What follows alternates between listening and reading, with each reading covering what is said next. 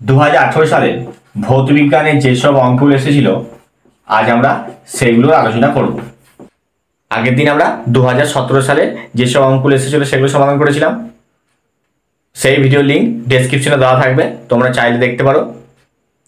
প্রথম প্রশ্ন কি বলেছে দেখো, কার্বনযুক্ত কোনো গ্যাসীয় পদার্থের বাষ্প ঘনত্ব 13 হলে তার আণবিক সংকেত নিচের কোনটা হতে পারে?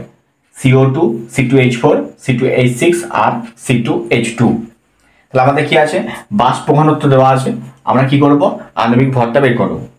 তাহলে m সমান কি হয় 2d, তাহলে m সমান 2 ইন্টু d সমান কত বলেছে 13 সমান হচ্ছে 26। তাহলে আমাদের যে উত্তরটা হবে তার আণবিক ভর কত হবে 26। তাহলে আমাদের মধ্যে এইখানে যেগুলো যৌগ দেওয়া আছে তাদের আমরা প্রত্যেকটার আণবিক ভর বের করব। প্রথমে কি আছে CO2, তাহলে কার্বন কত হয় 12 প্লাস অক্সিজেন কত হয় 16 করে সমান হচ্ছে 12 প্লাস 32 সমান হচ্ছে 44। 2 নম্বরে কি আছে C2H4, তাহলে কার্বন কত হয় 12 করে যোগ হাইড্রোজেন হচ্ছে 1 করে সমান হচ্ছে 24 প্লাস 4 সমান হচ্ছে 28। 3 নম্বরে কি আছে C2H6, কার্বন 12 ইন্টু 2 যোগ 1 ইন্টু 6 সমান হচ্ছে 24 প্লাস 6 সমান হচ্ছে 30। 4 নম্বর কি আছে C2H2, তাহলে কার্বন হচ্ছে 12 ইন্টু 2 যোগ 1 ইন্টু 2 সমান হচ্ছে 24 প্লাস 2 সমান হচ্ছে 26। তাহলে দেখো আমাদের এম কত বেরিয়েছিল 26 আর C2H2 আণবিক ভর কত 26, তাহলে আমাদের সঠিক উত্তরটা কোনটা হবে C2H2। 2 নম্বর অঙ্ক দেখো, 0 ডিগ্রি উষ্ণতায় রক্ষিত একটি নির্দিষ্ট ভরে গ্যাসের চাপ দ্বিগুণ আয়তন অর্ধেক করা হলো, গ্যাসটার অন্তিম উষ্ণতা কত? তাহলে আমাদের প্রথমে কি দেওয়া আছে দেখে নিই। গ্যাসের চাপ দ্বিগুণ করতে বলেছে আর আয়তন অর্ধেক করতে বলেছে। তাহলে আমাদের কি করতে হবে, প্রথমে প্রাথমিক চাপ ও প্রাথমিক আয়তনটা বের করে নিতে হবে। তাহলে ধরি গ্যাসের প্রাথমিক চাপ P1 সমান কি, P ধরলাম, প্রাথমিক আয়তন V1 সমান ধরলাম V, আর প্রাথমিক উষ্ণতা কত 0 ডিগ্রি, প্রাথমিক উষ্ণতা T1 সমান হচ্ছে 0 ডিগ্রি সেন্টিগ্রেড।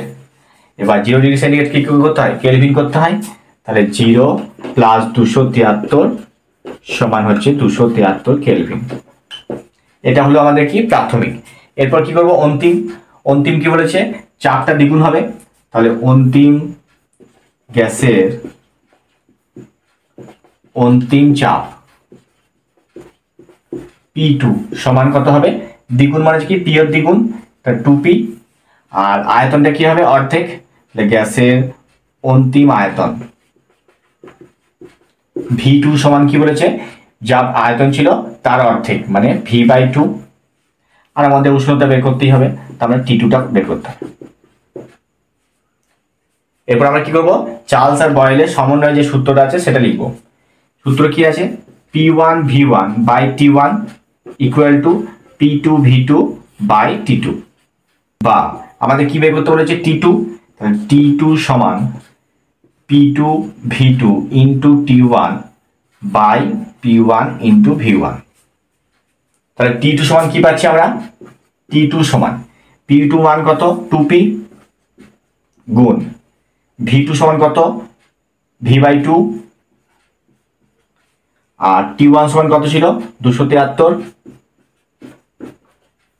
বাই নিচে কি আছে P1 মানে কত P ইন্টু V1 মানে হচ্ছে V। তাহলে এবার কাটাকুটি করো, তাহলে T2 সমান এই দুইয়ের সাথে এই 2 কেটে দিলাম, PP কেটে গেল, VV কেটে গেল, তাহলে হচ্ছে 273 কেলভিন। তাহলে আমাদের অন্তিম উষ্ণতা বের করতে বলেছে, তাহলে লিখি গ্যাসটির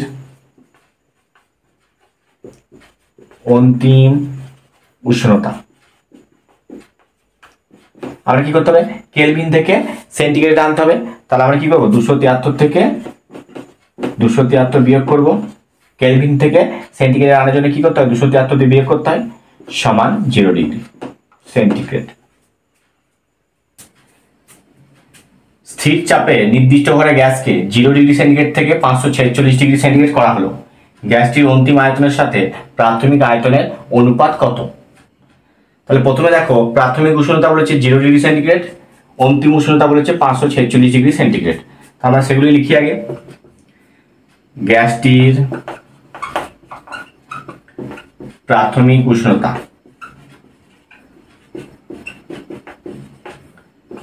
T1 সমান হচ্ছে 0 ডিগ্রি সেন্টিগ্রেড সমান 0 প্লাস 273 সমান হচ্ছে 273 কেলভিন। গ্যাসটির অন্তিম উষ্ণতা T2 সমান 546 ডিগ্রি সেন্টিগ্রেড সমান 546 প্লাস 273 সমান হচ্ছে 819 কেলভিন। এগুলো আমরা উষ্ণতাটা পেয়ে গেলাম। এরপর আমরা কি করব, আয়তনটা ধরে নেব। ধরি গ্যাসটির প্রাথমিক আয়তন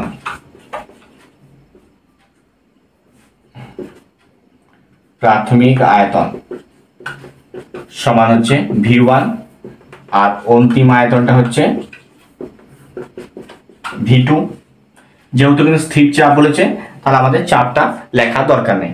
তাহলে লিখবো স্থির চাপে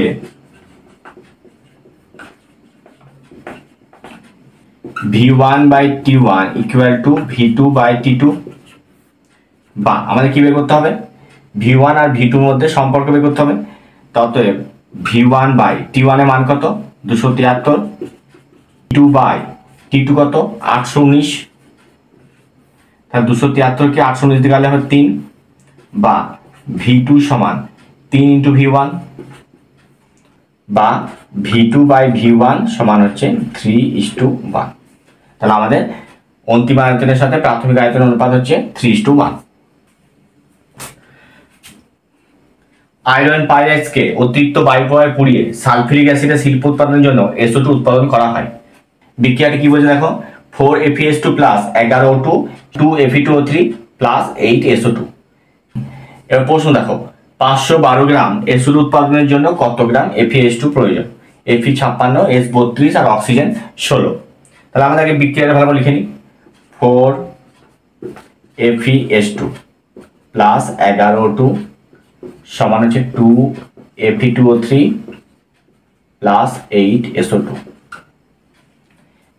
আমাদের কি বের করতে বলেছে, কত গ্রাম Fe2 দরকার। তাহলে আমাদের Fe2 এর আগে আণবিক ভর বের করি। 4 ইন্টু 56 Fe প্লাস সালফার হচ্ছে 32 করে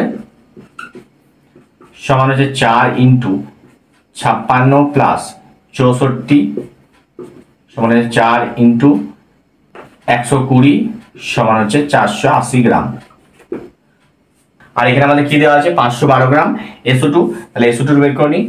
8 ইন্টু S মান হচ্ছে 32 প্লাস অক্সিজেন 16 করে 8 ইন্টু 32 প্লাস 32 8 ইন্টু 64 সমান হচ্ছে 512 গ্রাম। তাহলে আমাদের প্রশ্নে কি বলে দেখো, 512 গ্রাম SO2 উৎপাদনের জন্য কত গ্রাম Fe2 প্রয়োজন। তাহলে আমরা কি লিখবো, 500 গ্রাম SO2 উৎপাদনের জন্য Fe2 লাগছে 480 গ্রাম। অতএব 512 গ্রাম SO2 উৎপাদনের জন্য 480 গ্রাম Fe2 লাগবে।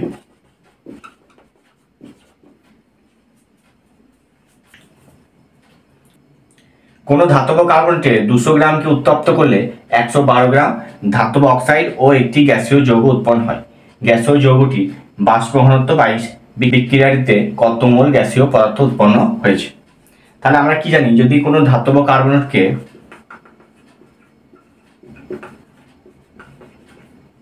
তাপ দিই তাহলে কি হয়, প্রথমে ধাতব অক্সাইড প্লাস CO2 যেটা গ্যাসীয় যৌগ।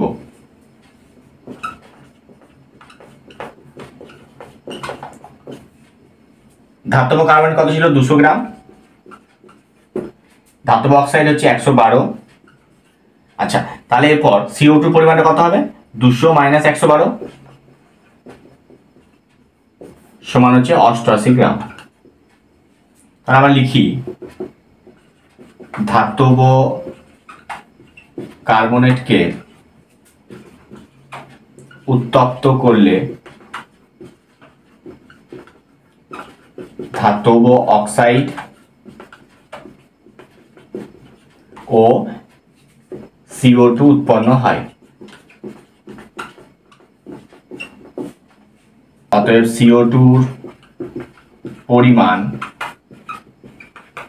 সমান হচ্ছে 88 গ্রাম। তাহলে গ্যাসীয় যৌগটির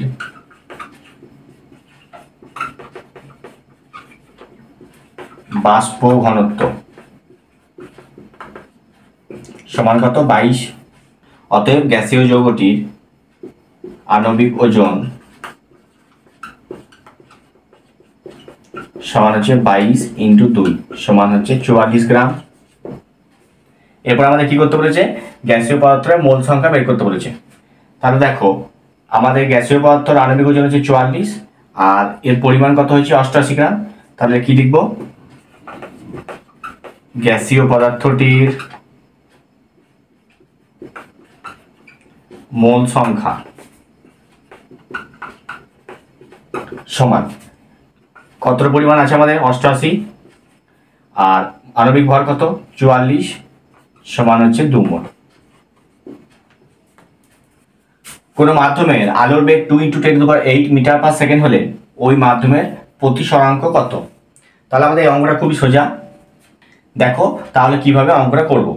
তাহলে প্রথমে আলোর বেগ মানে কি? ভি দিয়ে দিয়েছে 2 × 10⁸ মিটার/সেকেন্ড। আর আমরা কি জানি? সি সমান আলোর বেগ 3 × 10⁸ মিটার/সেকেন্ড। তাহলে প্রতিসরাঙ্ক মিউ সমান কি হবে? C/V। সি সমান কত পেলাম? 3 × 10⁸ বাই 2 × 10⁸। তাহলে এটা কেটে গেল। আর 3/2 সমান কত? 1.5। বায়ু সাপেক্ষে কোনো মাধ্যমে প্রতিসরাঙ্ক √2। বায়ুতে আলোর রশ্মির আপাতন কোণ 45 ডিগ্রি হলে প্রতিসরণের ক্ষেত্রে ওই রশ্মির চ্যুতিকোণ কত হবে? তাহলে আমাদের কি দেওয়া আছে? আপাতন কোণ বলে দিয়েছে। তাহলে লেখো আপাতন কোণ সমান 45 ডিগ্রি। আমাদের প্রতিসরণ কোণটা বের করতে হবে। আর প্রতিসরাঙ্কটা দিয়ে দিয়েছে মিউ সমান বলে দিয়েছে √2। আমরা স্নেলের সূত্র অনুযায়ী কি পাই? মিউ সমান sin I by sin R। তাহলে মিউ সমান কত? √2 sin 45 I এর মান 45 বাই sin R। √2 সমান sin 45 মানে কত? 1/√2 বাই sin R বা sin R সমান, তাহলে √2টা এই পাশে চলে এলো আর সাইনটা এই পাশে চলে এসছে। তাহলে 1/√2 গুণ √2 বা sin R সমান হচ্ছে 1/2। তাহলে 1/2 কার মান? সাইনের 30 ডিগ্রি। তাহলে sin R সমান sin 30 বা R সমান হচ্ছে 30 ডিগ্রি। অতএব চ্যুতিকোণ সমান কত হবে? 45 - 30 সমান হচ্ছে 15 ডিগ্রি। একটি বাড়িতে দুটি 60 ওয়াটের বাতি, দুটি 80 ওয়াটের পাখা আছে। বাতি ও পাখাগুলি 5 ঘন্টা করে চলে। প্রতি ইউনিটের দাম 4 টাকা হলে 1 মাসে কত খরচ হবে? 1 মাস সমান হচ্ছে 30 দিন। তাহলে প্রথমে আমরা কি করব? বাতি দ্বারা ব্যয়িত শক্তিটা বের করে নেব প্রত্যেক দিনের। বাতি দ্বারা দৈনিক ব্যয়িত শক্তি সমান, দুটো বাতি 60 ওয়াট করে 5 ঘন্টা করে চলছে, গুণ 5 সমান 600 ওয়াট। এরপর পাখাটা বের করব। পাখা দ্বারা দৈনিক ব্যয়িত শক্তি সমান, দুটো পাখা 80 ওয়াট করে 5 ঘন্টা করে চলে, সমান হচ্ছে 800 ওয়াট। তাহলে মোট ব্যয়িত শক্তি সমান 600 + 800 সমান হচ্ছে 1400 ওয়াট। এটা কি একদিনের ব্যয়িত শক্তি, আমরা কি করব 30 দিনে বের করব। অতএব 30 দিনের ব্যয়িত শক্তি সমান 1400 গুণ 30 সমান 42,000 ওয়াট ডট এইচ। এরপর আমরা কি করব, এটাকে ওয়াটটাকে কিলোওয়াট করব, তাহলে 1000 দিয়ে ভাগ করব সমান 42 ভোল্ট। তাহলে এত ইউনিট আমাদের বিল উঠেছে। তাহলে 1 ইউনিটের দাম কত হচ্ছে 4 টাকা। তাহলে লিখব 1 ইউনিট বিলের পরিমাণ সমান হচ্ছে 4 টাকা।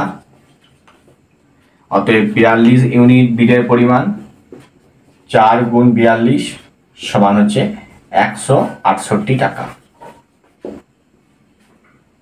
রোধের অঙ্কটা কি বলেছে দেখো, 10 ওহম রোধ বিশিষ্ট তারকে সমান দুভাগে ভাগ করে সমান্তরাল সমবায়ে যুক্ত করা হলো, তুল্য রোধ কত হবে। তা আমাদের একটা বড় তার ছিল, সেই তারটাকে আমি দুভাগে ভাগ করেছি সমান দুভাগে। এর রোধ ছিল হচ্ছে 10 ওহম। তাহলে এই তার দুটো রোধ কি হবে, দুভাগে ভাগ হয়ে যাবে, এর 5 এর 5। তারপরে এই দুটোকে আমি সমান্তরাল সমবায়ে যুক্ত করে দেবো। তাহলে লিখব তারটিকে সমান ভাগে ভাগ করলে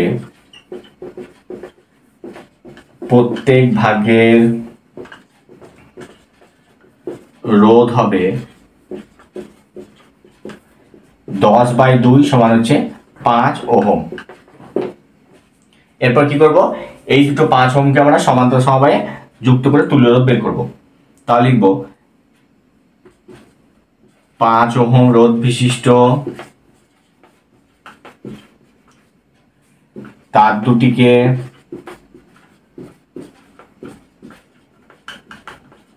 সমান্তরাল সমবায়ে যুক্ত করলে তুল্য রোধ হবে। আর পি সমান হচ্ছে 5 গুণ 5/5 প্লাস 5 সমান হচ্ছে 25/10 সমান হচ্ছে 2.5 ওহম।